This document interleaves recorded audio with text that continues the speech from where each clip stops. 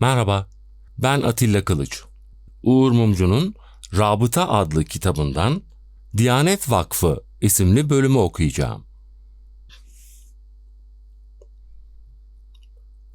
Ülkücü görüş ve ideolojinin 12 Eylül 1980 tarihinden önce de Diyanet İşleri Başkanlığı'nda önemli köprü başları tutmak için MSP'lilerle amansız bir savaşa girdikleri biliniyor. Ülkücü kadro, Diyanet İşleri Başkanlığı'ndaki siyasal kadrolaşma hareketinde çok önemli bir köprübaşı da elde etmişti. Diyanet İşleri yayınlarını dağıtan şirket, MHP üst yöneticilerince oluşturulan bir şirketti. Kimlerdi? Anda Ana Neşriyat ve Dağıtım Anonim Şirketi'nin sahipleri? MHP Genel Başkan Yardımcısı Şadi Somuncuoğlu, Erzurum Milletvekili Nevzat Köseoğlu, MHP Genel İdare Kurulu üyesi Ahmet İyioğlu, Diyanet İşleri Başkanlığı emrindeki İstanbul vaizlerinden Mustafa Pektut ve Süleyman Kürkçü, Nurhan Alpay, İbrahim Metin. Anda şirketi, Diyanet İşleri Başkanlığı ile 6 Şubat 1975 tarihinde bir sözleşme imzalamış ve bu sözleşmeyle başkanlığın yayınlarını yurt içi ve yurt dışında dağıtmaya başlamıştır. O tarihte Diyanet İşleri Başkanı kimdi? Doktor Lütfü Doğan. Sonradan CHP hükümetinde devlet bakanı olan Lütfü Doğan, ya yardımcısı da Tayyar Altıkulaç'tı. Diyanet İşleri Başkanlığı kanuni teminat aramadan Anda şirketiyle sözleşme yapmıştı. Siyasal etkinliğin sonuçlarından biriydi bu.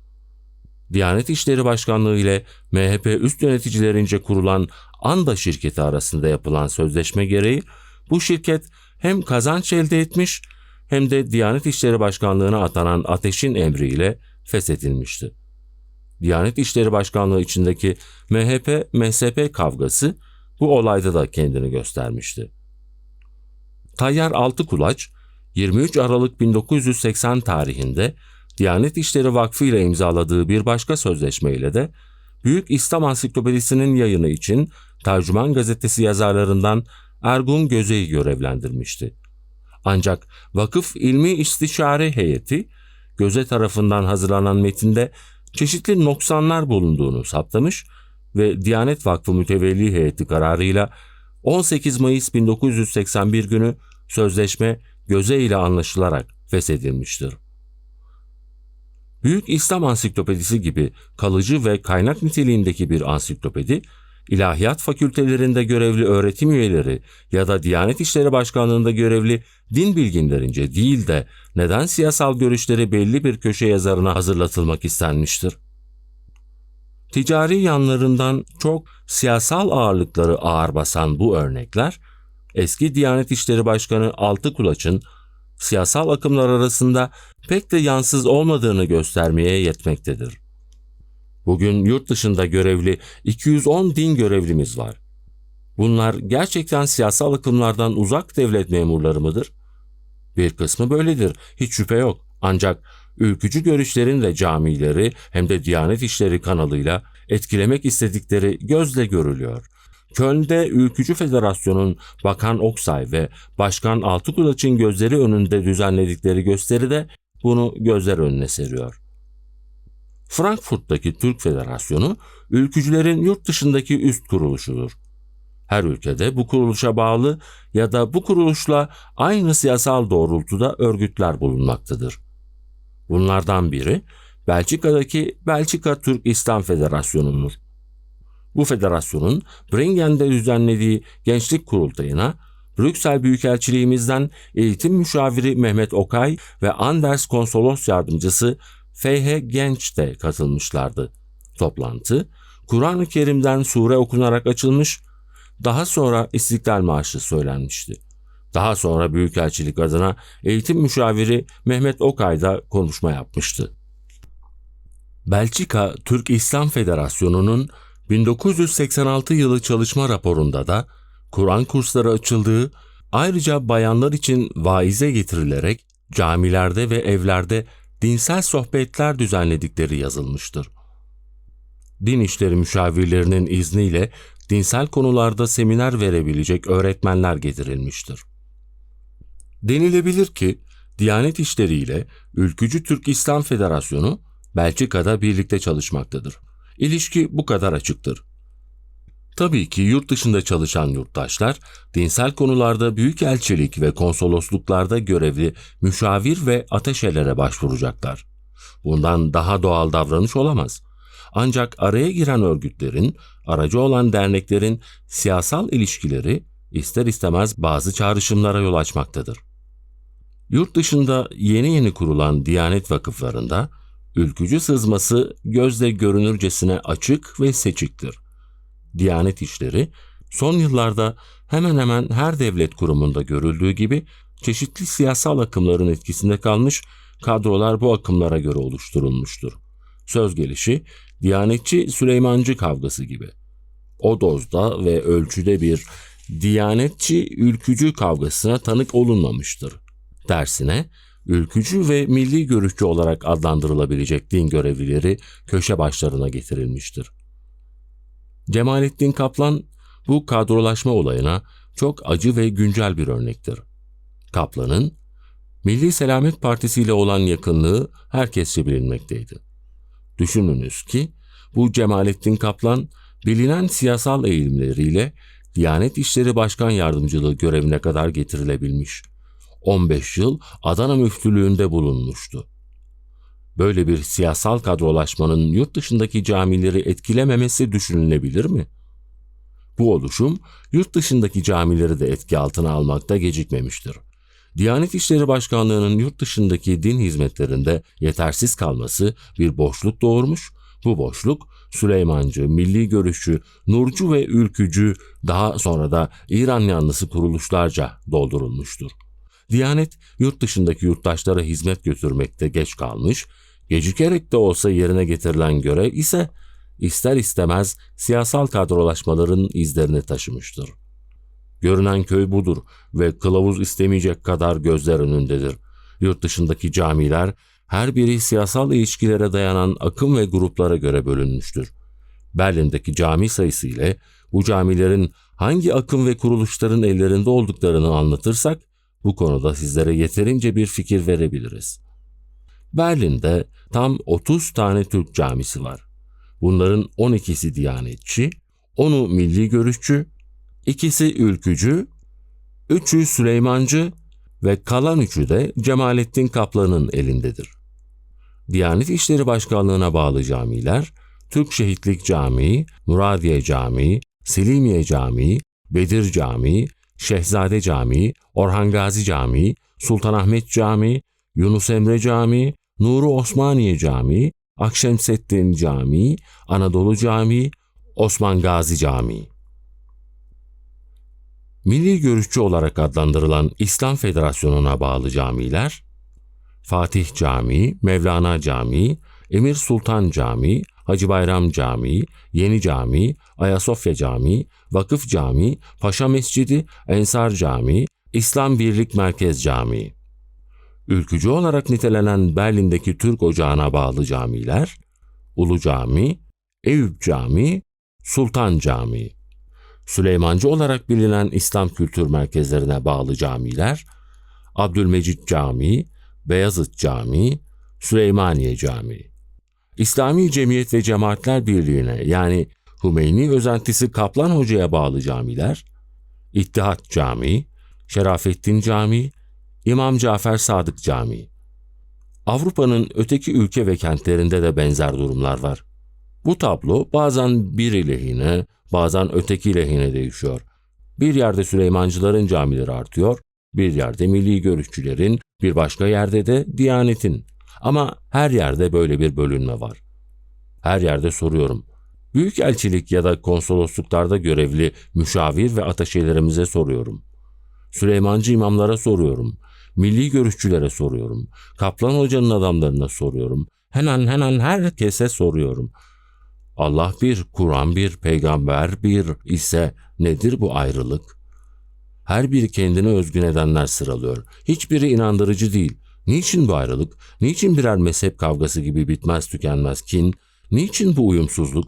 Bu uyuşmazlığın nedenleri dinsel olmaktan çok siyasal nitelikte. Birinci neden bu. Bu uyuşmazlığın kökü Federal Almanya'da değil, Türkiye'de, Tahran'da, Riyad'da. İkinci neden de bu.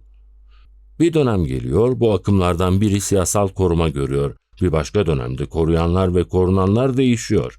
Siyasal gelişmelere göre kadrolar oluşuyor. Böylece din olmaktan çıkıyor. Çeşitli siyasal partiler arasında bir propaganda ve güç gösterisi aracı oluyor. Bonn Büyükelçimiz Din Müşaviri Niyazi Baloğlu uygar bir insan. Bu konuları tek tek kendisiyle de konuşuyorum. Devlet, din hizmetlerini elbette ki Diyanet İşleri Başkanlığı eliyle yürütecek. Bunda beraberiz. Peki ya siyasal akımlar? Ya bunların din adamlarını etkileme çalışmaları? Baloğlu bu sorumuzu "Bu konuda dikkatli olmaya çalışıyoruz" diye yanıtlıyor. Ne ölçüde başarılı oluyorlar bilmiyorum. Daha doğrusu bilemiyorum. Danimarka'da İslamcı akımlar Federal Almanya'daki kadar güçlü ve örgütlü değil. Ancak burada da yavaş yavaş aynı örgütler at oynatmaya başlamışlar. Suudilerin finanse ettiği İslam kültür merkezleri her yerde olduğu gibi Kopenhag'da da etkili. Bazı Türk din adamları İslam kültür merkezlerinden aldıkları burslarla Suudi Arabistan'a gitmişler. Bunlardan birisinin adı Mehmet Değirmenci. Değirmenci, Rabıta Örgütü'nün bursuyla Riyad'da din eğitimi gördükten sonra Kopenhag'da bir Kur'an kursu açmış. Adı ilginç. Faysal Okulu. 18 Mayıs 1985 tarihinde kurulan Danimarka Türk Diyanet Vakfı yavaş yavaş camileri denetim altına almaya başlamış.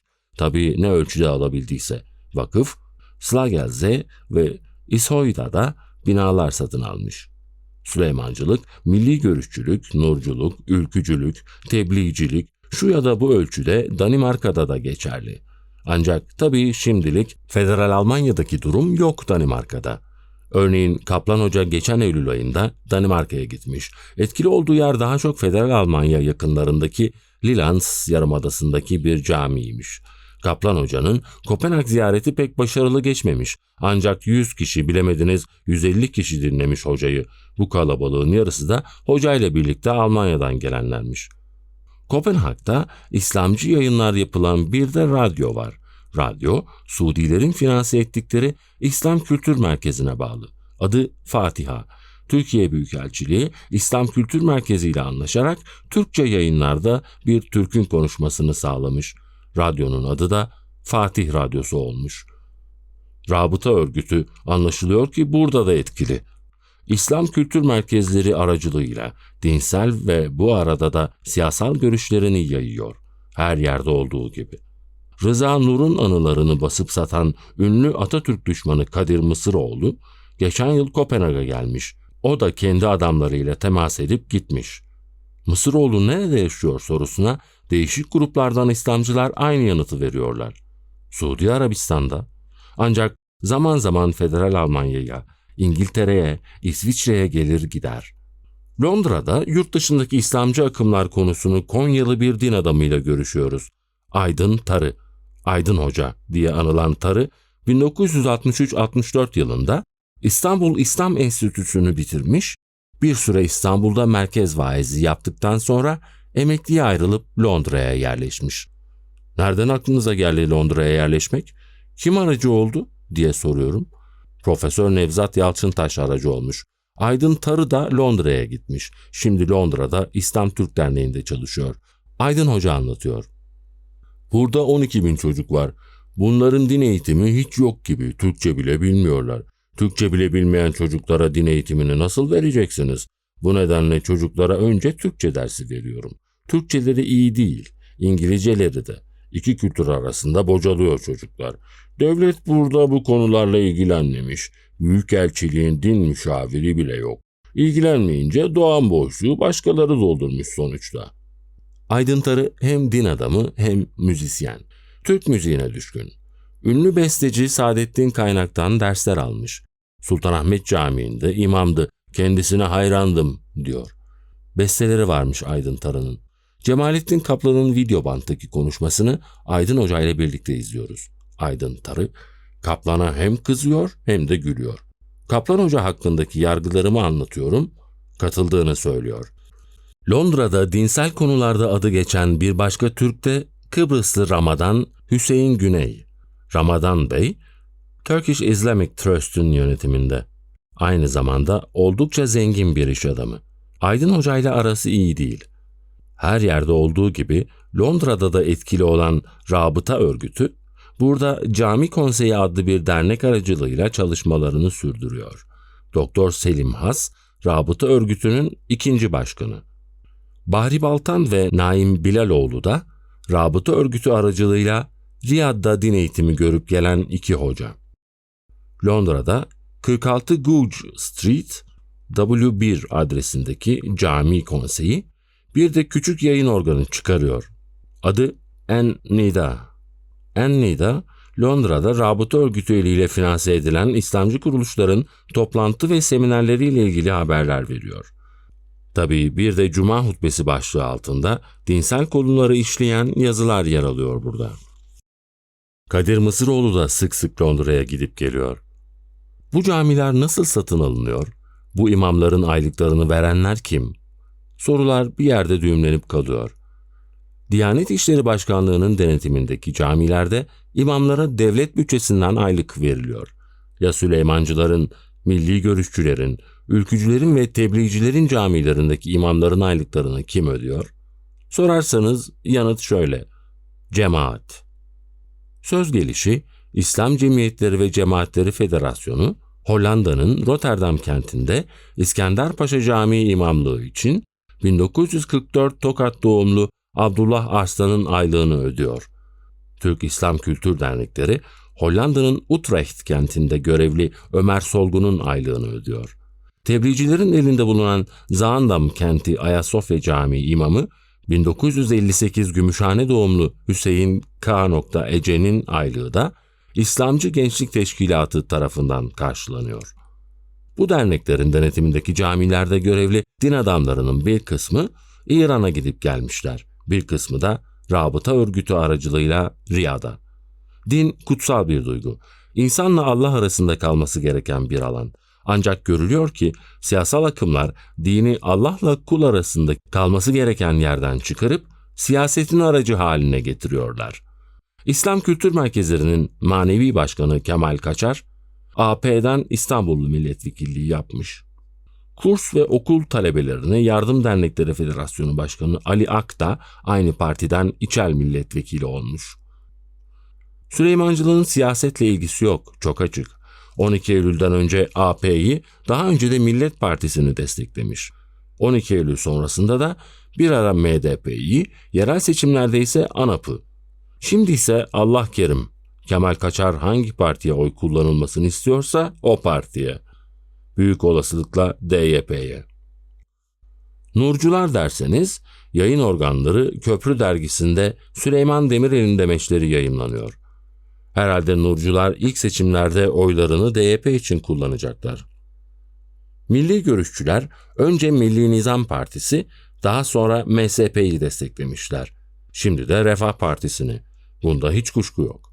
Ülkücülerse Milliyetçi Çalışma Partisi'ni. Ancak bu akımların iktidar partisi ANAP içinden uzantıları var. Hem Süleymancıların, hem milli görüşçülerin, hem de ülkücülerin. ANAP, bütün bu İslamcı akımları kendi parti çatısı altında toplamaya çalışıyor. Bunun için planlar yapılıyor. Taktikler, stratejiler oluşturuluyor.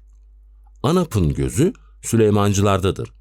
Özal, Süleymancıları DYP'den koparıp bu akımı partisinin oy deposu haline getirmeyi planlıyor. Bunun içindir ki Başbakan Turgut Özal 8 Eylül 1984 günü bayram namazını Hamburg'da Süleymancı İslam Kültür Merkezlerinin denetimindeki Ulu Cami'de kılıyor. Başbakan bayram namazını Süleymancı olarak adlandırılan İslam Kültür Merkezlerinin denetimindeki Ulu Cami'de kılıyor. Sonra Diyanet İşleri Başkanlığı'nın denetimindeki Beyazıt Camii'ne gidiyor. Belki bunun içindir ki Süleymancı olarak bilinen emekli harita albayı Arif Çöllü de Diyanet İşleri Başkanlığı'nda görevlendiriliyor. Özal, İslamcı akımlar içinde en güçlü örgütlere sahip bulunan Süleymancıları ANAP saflarına çekebilmek için elinden geleni yapıyor.